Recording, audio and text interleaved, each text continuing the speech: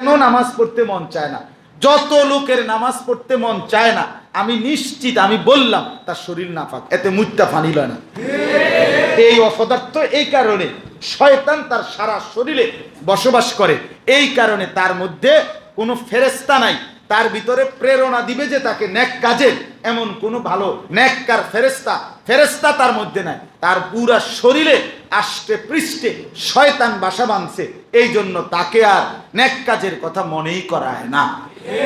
আপনি দেখেন একটা মাস পেশাব করে টয়লেট বাথরুমের পেশাব পায়খানার পরে টয়লেট পেপার ব্যবহার করেন, পানি ব্যবহার করেন, কষ্ট করে দেখেন ইনশাআল্লাহ।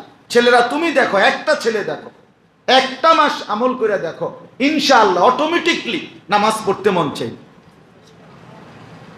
শরীর যার নাপাক, পেশাব করে যে পানি নেয় না, তার নামাজ পড়তে মন চায় না, নামাজের আগ্রহ আসে না। কারণ শরীর তো কি অপবিত্র দেহে ফেরেশতা আসে না। এই কারণে কে তাকে প্রেরণা দিবে ভিতর থেকে? ওই ফেরেশতাই তো নাই। এই জন্য পেশাব করে পবিত্র থাকতে, আর একটা স্বাভাবিক সুস্থ রুচিরও পরিচয় এটা। স্বাভাবিক রুচি, তুমি যে সুস্থ স্বাভাবিক, এটার পরিচয় যে পেশাব করে পানি নেওয়া। কারণ এটার প্রমাণ কি? প্রমাণ হলো 6 মাসের বাচ্চাও, কোলের বাচ্চা পেশাব করে দিলে, মুইতে দিলে কান্দা শুরু করে, চিৎকার শুরু করে, কাঁদে, তার মারে ডাকে, কাইদা হাফ প্যান্ট বদলা, মুইতে লাইছি হাফ প্যান্ট বদলা, এটা লই আমি থাকতাম।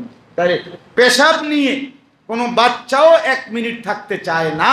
সেখানে 16 বছরের এত বড় বেটা, তুমি এভাবে সারা দিনে 5-7 বার পেশাব কইরা, প্রত্যেকবারের পেশাবের পরে 5 ফোঁটা 10 ফোঁটা করে এই আপনার পেশাবটা প্যান্টে লুঙ্গিতে জমলো, এতগুলো মুত নিয়া পেশাব নিয়া ভাত খাও কেমনে, ঘুম যাও কেমনে? ছি ছি, থো বেটা,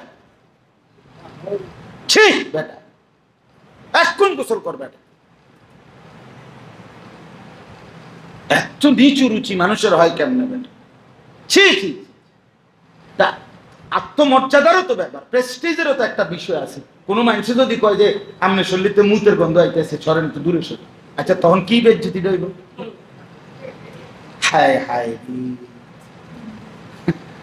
কেমন শরম হইবে যে ভাই কি ব্যাপার বুঝতেছি না, কোনো সাইডে মেডে কোন ফেসাবের গন্ধ কয় করতে,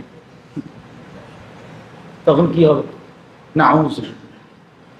কিন্তু ওই গন্ধ পায় না কি কারণে? ওই যে লগের কথা, এই ডকের সাথে যেইতে এইটা তো এই কোয়ালিটির, এই জন্য বুঝেন না কথাটা? দুজনের দুর্গন্ধে আর এটা নাকে লাগে। ভালো মানুষের লোকে থাকলে ঠিকই কইলে ভাই কেরম জানি পেশাবের গন্ধ গন্ধ লাগতেছে। আমরা আপনাদের পরিবর্তন চাই, এই নওজোয়ানদের পরিবর্তন চাই। যুবক ভাই তুমি বদলাও, যাদের শরীর না পাক শরীর পাক বানাও, পেশাব করে টয়লেট পেপার ব্যবহার করো, দেখবা ইনশাআল্লাহ যে শরীর পবিত্র থাকে সে শরীর অটোমেটিক নামাজের প্রতি আগ্রহী হয়। এটা একটা গুরুত্বপূর্ণ বিষয়। আল্লাহ আমাদেরকে মাফ করে দেন, আল্লাহ তাআলা আজকের এই মজলিসকে কবুল করে নেন।